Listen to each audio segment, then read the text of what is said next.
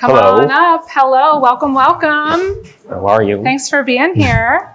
Thank you. All right. So last but certainly not least, my friend Giner Ozgul, President and COO of Smart Care Equipment Solutions. Okay. So we've been talking a lot today about service differentiation, innovation, transformation. We've talked about some of the challenges the pandemic brought, some of the growth and new initiatives that have come out of the recovery from that, et cetera. And we're going to talk about the tenets of scalable service success. So before we get into that, tell everyone a little bit about you.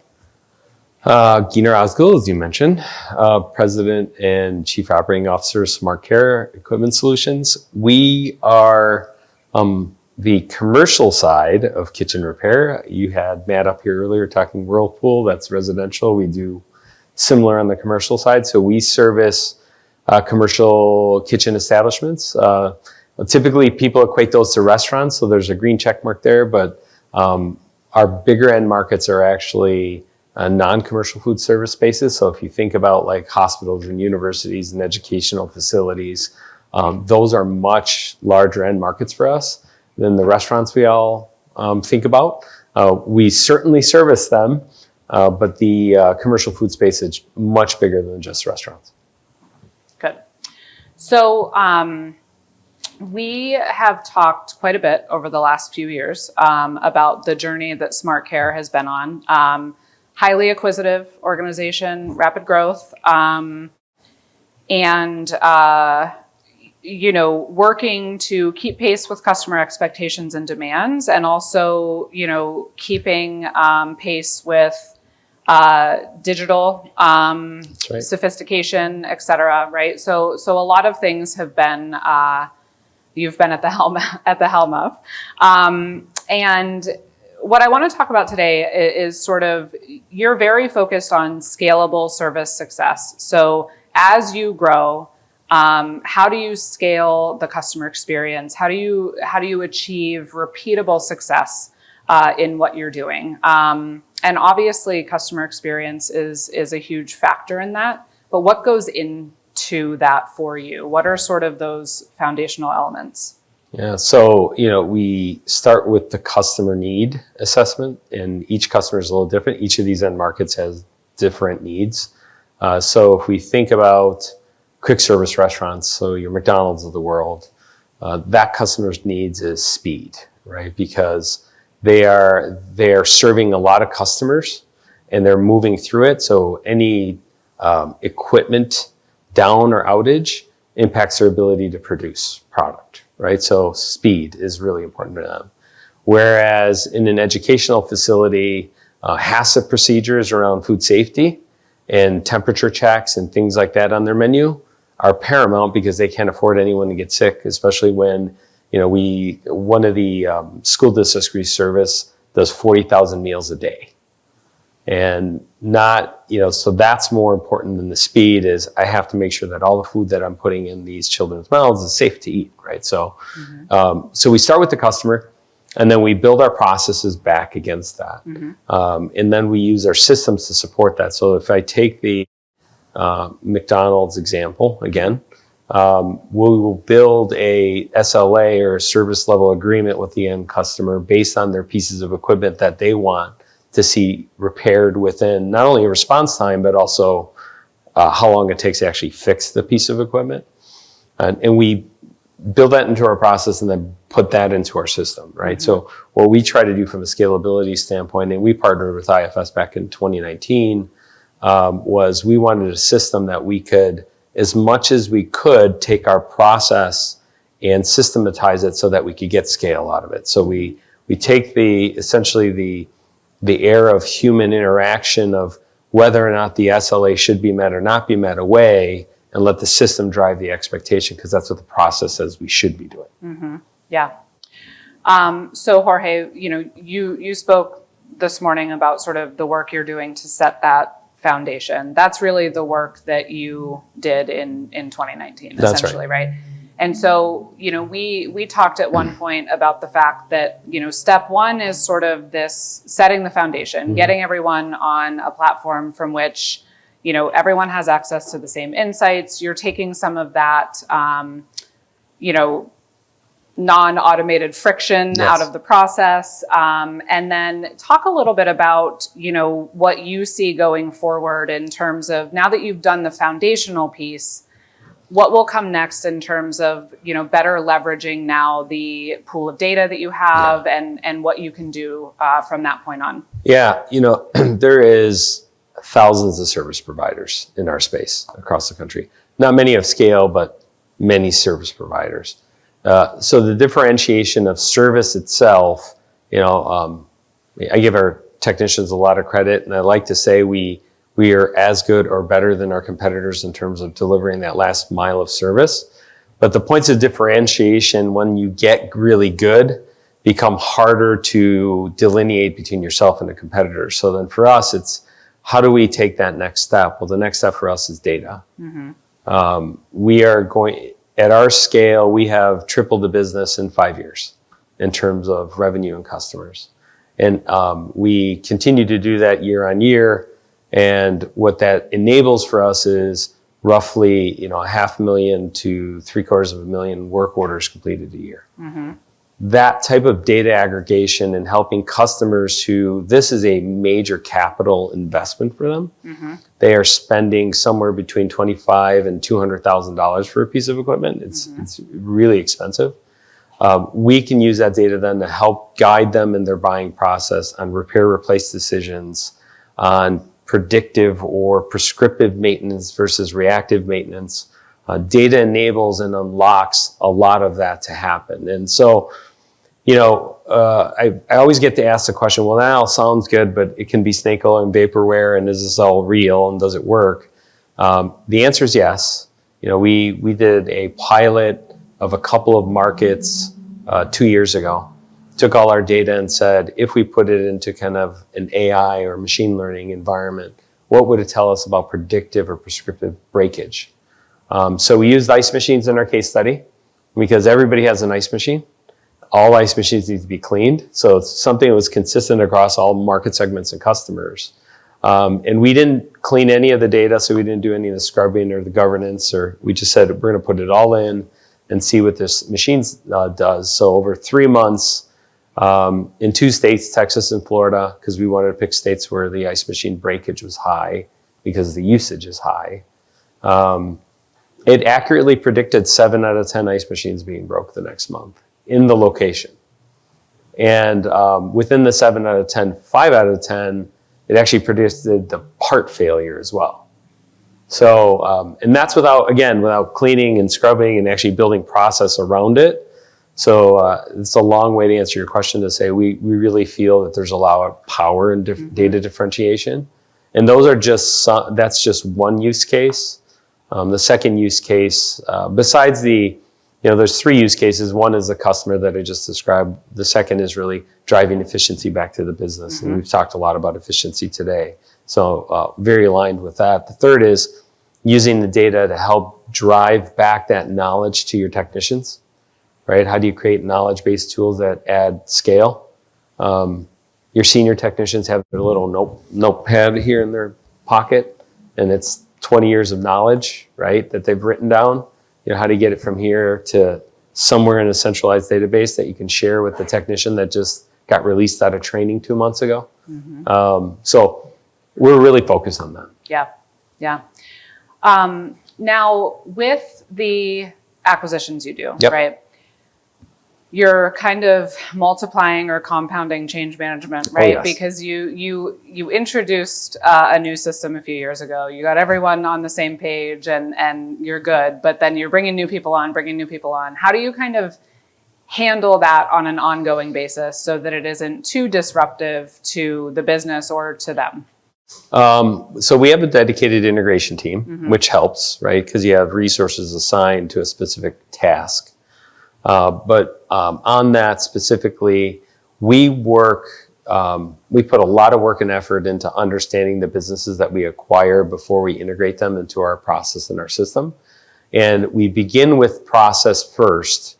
And the reason is some of these businesses actually have best practices that are better than our own. So we set aside the we're better than everyone that we buy approach. What we say is, hey, if they're doing something that we should be doing, let's take that on, build it into our process, and then ultimately put that into the system as we integrate them, and then we get immediate buy-in, right? Because now we've centralized their process. We bought a business. One of the first businesses we bought was in Birmingham, Alabama, back in early 2018. And they had a really good defined dispatch process, even better than our platform businesses. We have taken probably half of their best practices and incorporated them in the last couple of years into our process, just because it's so good, right? And they're scheduled to actually, they're a larger entity, so we haven't put them on our system yet, but they are scheduled for mid next year to go onto our system. And we feel really good that because we've been on this, recognizing their best practices and bringing them into our system, the cutover of bringing them into our system should be smoother, because now they have immediate buy-in that we've recognized and respected their culture and what makes it special. Yeah. No, I think that's really good. And looking at it from the perspective of, having the ability to learn from these businesses, not just, automatically put them into. Okay, so when we talk about scalability, another huge topic has to be talent and talent development. And, a lot of the themes that come up there. So how does that, what does that look like for SmartCare? What are some of the trends that you're seeing, challenges you're working through, et cetera? So our biggest workforce at SmartCare is our technicians. They make up 2/3 of our entire workforce, because they are what we're putting in front of our end customers every day. So I'll speak to them, and then kind of the general. For the technicians, our biggest challenge has been the onboarding and training process. I was talking about this a little earlier with somebody, especially in that year one, because as we were coming out of COVID, we had this hockey stick that happened, right? Everyone thought it'd be a gradual recovery, and it actually, for most commercial businesses, a hockey stick. And our managers were rushing to get technicians in the field to accommodate the volume pickup. And we had a lot of turnover on year one technicians. They were leaving because our onboarding and training experience, frankly, wasn't very good, because it consisted of some qualitative view of some local manager or dispatcher saying, this person is ready to go and run service calls. So we've walked our way. Because we really need them today. Because we really need them right now. So the last year, we spent a lot of time and energy building an onboarding and training process and pulling in the technicians for that. So each of our markets has what we call a district field trainer, which is a seasoned technician. That technician is, the buddy of that new hire. But more importantly, they're the one that's going to release them to be able to do work or not. Not the manager, not the dispatcher, not anyone else, not even myself in the organization.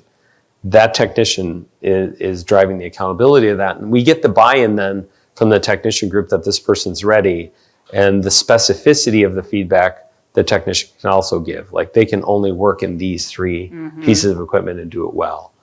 So we follow that. And our technology tools help us enforce that, because we assign skill competencies within our dispatch tool, within PSO.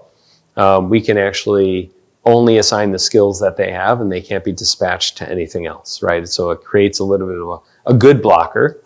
And we have improved our technician retention rate of year one technicians by almost 50% this year. It's astounding, even to me. I'm very skeptical, and our CPO and I have one-on-ones, and I always say, we should double check that number, because I'm a little worried that it's a little overstated.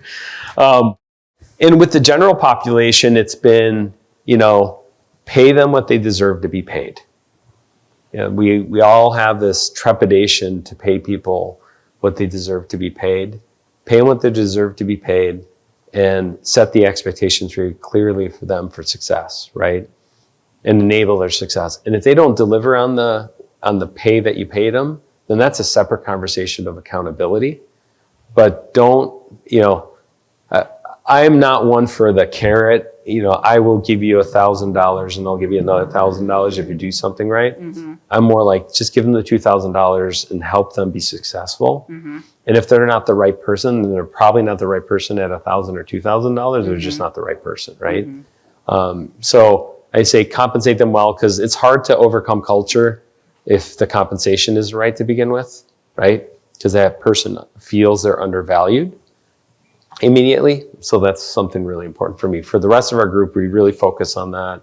And I drive a fair amount of push of intercommunication of those groups. Mm-hmm. One of the first questions I always ask when something comes to me, whether it be a steering committee meeting or a process improvement meeting, is I'll say, well, did you communicate with finance, or did you communicate with supply chain and get their input on this or sign off on this if it's applicable? And if the answer is no, I say, well, then I don't really have a lot to add, because if your coworkers aren't aligned with you, then my alignment is kind of irrelevant, right? My alignment is the team is aligned, this is a solution, and I support that and help them be successful. Yeah.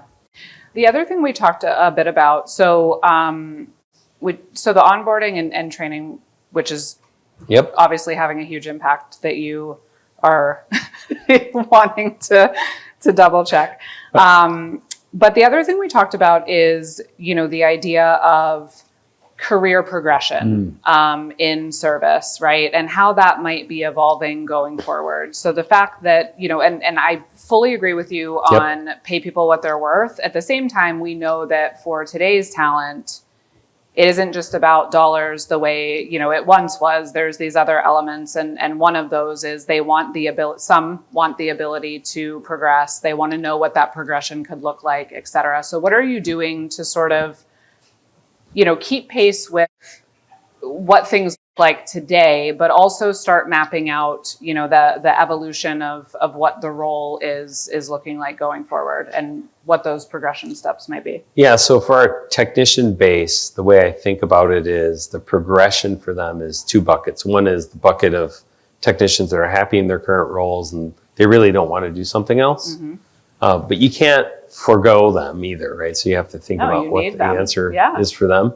And then there's the progression for the technicians who want to be more in the organization, right? So for the first bucket, what we do with them is, hey, what is a training path to help them hone their skills and feel energized every single year, right? So we work with their managers on kind of a development that's customized, that we track in our LMS systems for that first bucket of technicians, that every year we're improving their skills, because they want that, right? They're like, just because I only want to be a technician, and I always say, I correct them when they say only. Right. I'm very clear with them to say, we need to still train them and make them the best technician possible in the business, right? And make them feel good about coming to work every day. With the other technicians, we've created a number of different career paths, right? So you can obviously grow in your technician career all the way to this district field trainer that I talked about. So you start as an apprentice and you can grow to district field trainer. We also have a training group that's primarily made up of former technicians that does classroom and field training, specifically with technicians. So they feel good that they have this like training path they can join. We have allowed technicians to become district field sales representatives. I mean, they know the product, they know the customer.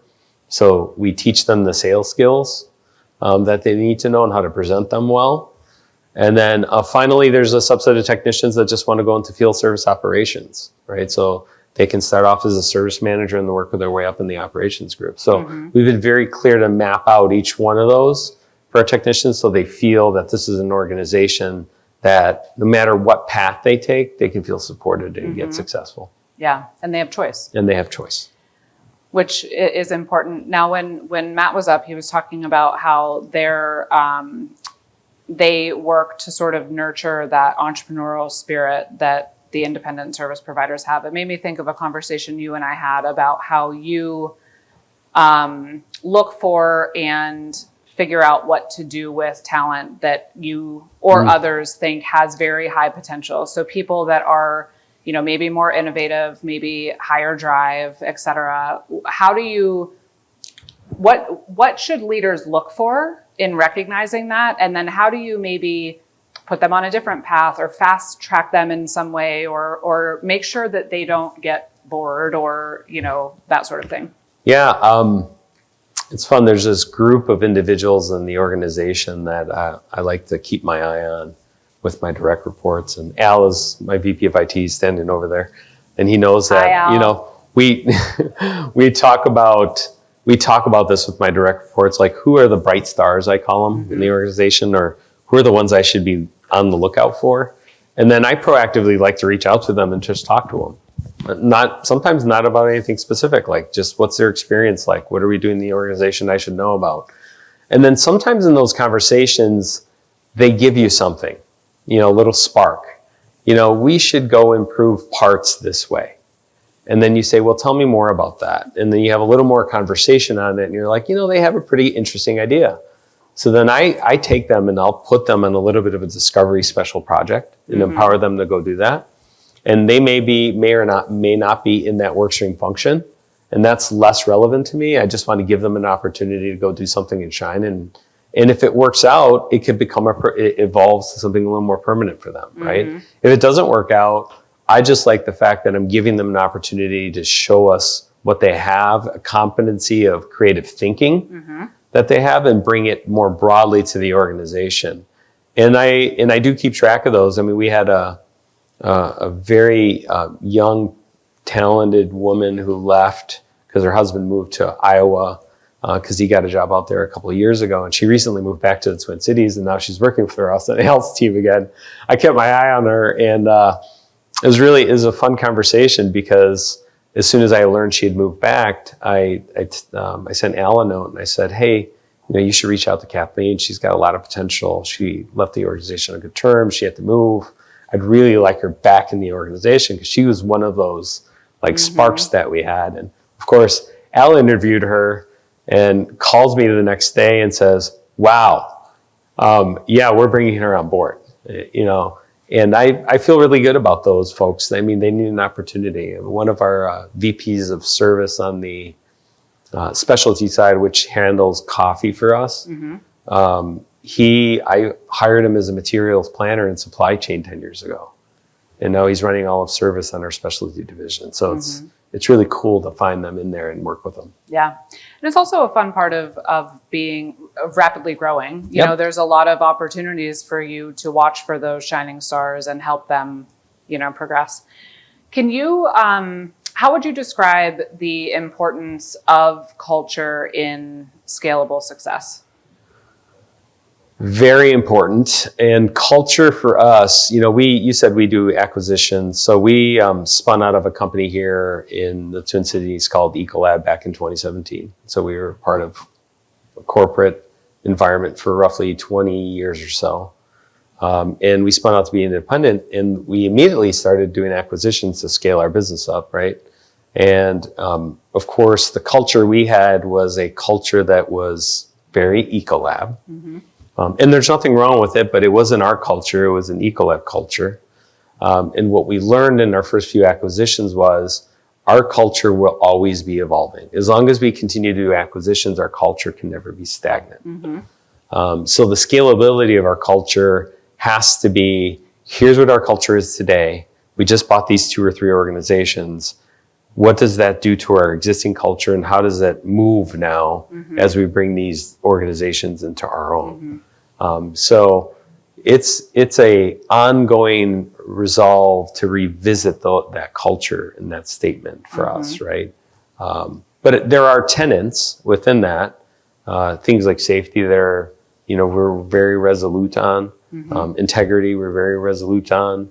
Quality of service is something we have a lot of passion on. So there are tenets within that, but we allow ourselves the flexibility to evolve our culture as we buy more and more businesses. And you mentioned, really just in passing, one of the things that I know you value a lot, which is not only communication, but listening, and I think that's really important because the leaders that are doing the most to, stay in tune with here's not what I want our culture to be, so let me just assume that's what it is, right? Yes, But we have these objectives. What how do people really feel, right? Like, what is it hitting the mark? What could we be doing better? You know, the people that are having those conversations have the most opportunity to, you know, get the transparency, make the people you're talking to feel valued, but also course correct and continually improve. Yeah, lots of questions. I have to watch it because that's a little bit of my blind spot too. I was in one of our breakout groups. I mentioned that. That sometimes if you're the leader that asks a lot of questions, it can intimidate people in a room. So I have to be a little careful, but a lot of times I ask questions because I want to learn a lot about the organization, because it really drives the decision-making process for myself. And, you know, to what you said is right. For me, that's really important, really utmost important. So listen to the teams and hear what they're saying. And oftentimes you might think you're hearing them, but you're not. So I do a lot of playbacks for myself. Here's what you said and here's what I heard. I'll even say it like that just to make sure the person's acknowledging that that's correct or not correct, right? So you said, you know, we do a really bad job of stocking parts. What I heard is we need to probably think about what our planning parameters should be, right? Because you're giving me the output of and I'm giving you the upstream of where we should go work. And if they agree, then I feel like I have good direction. Yeah. If they disagree, it's good, because then I can get to what they're really trying to say. Right.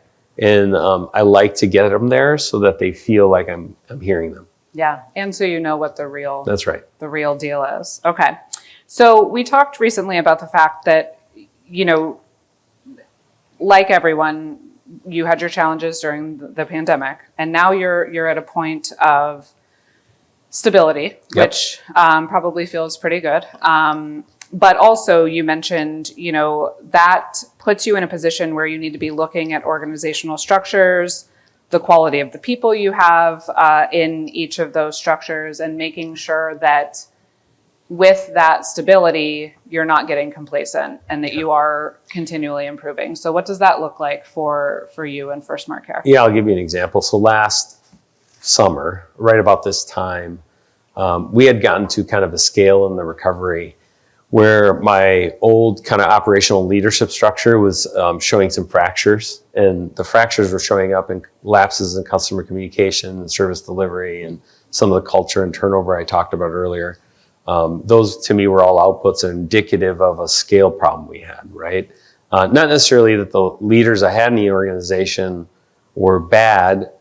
Some of them had some opportunities, to be quite frank, but more so that I hadn't stepped back to the organization and say, okay, this is an organization that now has twice the volume that it did at the onset of COVID. And yet it still retains the organizational structure of what it did during COVID. So I stepped back and reorganized the service teams, and really had two objectives in doing that, which is how do we personalize our connection with the technician, and how do we personalize our connection with the local customer. I wanted to bring local feel back to the organization because we had to stretch during COVID. So we redesigned the organizational structure in the fall, brought on 2 new VPs of service externally. So I needed some talent, some new talent in with some ideas and some thought process. And I also aligned the acquisitions to the service leaders. So in the past, they were aligned to either an integration manager or myself. I didn't feel like I was giving those acquisitions the time they needed to feel like they were part of the culture. So I aligned them to kind of a service leader who could be more observant, give them the time, meet with them, help them understand their needs, and bring them into the organization in the right way. Yeah. I'm thinking about the fact that, you know, after a period of time where there was so much change that, you know, we weren't choosing, right? Now that things are a bit more stable, we run the risk of avoiding change because we're tired of it, which could be detrimental to forward progress. So how do you kind of navigate that yourself? I have, in recent months specifically, I have taken an approach when there's what I'll call a really big problem. Usually we all call them that, and we know what they are because they suck up a lot of our energy. So if you start seeing lots of conference calls and phone calls on something, it usually means the process itself is strained for whatever reason. So I've kind of taken an approach for myself to kind of step back. So when I start getting pulled into a lot of meetings on something, now I might pause at some point, as opposed to just going to all those meetings and doing the firefighting. I'll step back and say, okay, can we get the right people in the room and have a more holistic discussion about this, right? Because all these meetings are telling me there's some other problem in this, whether that be scale or culture, and we're not stepping our way back to go solve that problem. And that has been with intent. I've been asking the team to do that a lot. And, like I'll just give you an example. Showed up in one of our product sprints. Our finance team had been trying to accommodate a work in progress accrual problem we've been having for almost a year. And I don't know, we've done 6 sprints on it. And I just felt like we kept putting the fire out on this thing. And finally, I called our CFO and I called our leader of finance and I said, I'm putting the brakes on this. The team needs to come together and understand what is the solution they want, what is the output they're looking for, build those requirements, and then come back to the technical team so we can solve this. Because otherwise, doing it iteratively with failure in perpetuity never really gets you the solution, but it also frustrates everybody with the time it takes. So, I mean, that's something I have a lot of conviction around recently, like that continuous improvement. Yeah, that's good. It's also going back to the first thing we talked about with the data, right? You're also at the early stages of not only having that, but looking at all of the ways you can leverage that. So that frontline role is really shifting not just to be, a mechanical or a hands-on role, but a knowledge worker role where they're going to consult with the restaurants on, maybe it's usage scenarios, maybe it's, peak times and how to better, there's a lot more to it that fits that experience story than just the machine itself and is it or isn't it working. So yeah, it's, we've seen in the data, as an example, some customers have undersized the equipment that they purchase, right? So they know that they need a lot of ice because they're a bar. And they've gone and bought the smallest ice machine and they're always constantly running out of ice. Go get a bucket of ice, go get a bucket of ice. I worked in the restaurant industry for a long time. More importantly, the ice machine is running so hard that the breakage happens more often, right? So if you teach them the buying behavior of, hey, what do you expect the business volume for you to be? I expect it to be this. Okay, you should buy an ice machine that fits that, right? Not go to a dealer and say, well, that's $1,000 less than the step up. And then what little you save on the front end on the capital purchase itself, you're more than going to pay for on the repair because you've undersized. And so we like the fact that we can help them provide value for that. Yep. So you can report to your same stations as the morning in 4 minutes. Okay. Thank you so much.